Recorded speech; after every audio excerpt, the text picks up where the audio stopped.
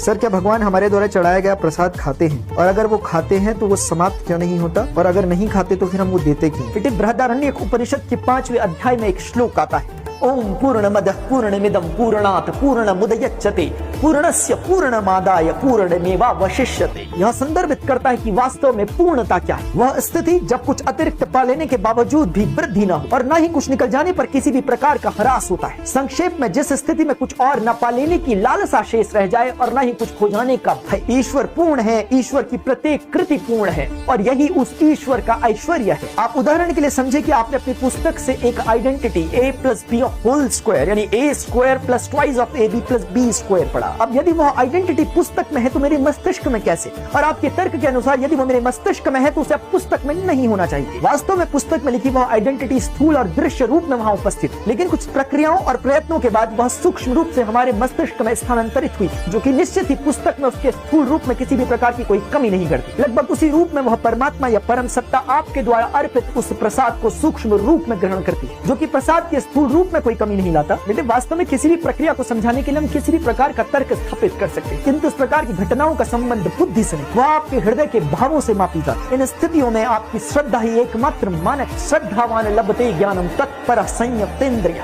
ज्ञानम लब्ध्वा परम शांति मचिरेणाधिगच्छ।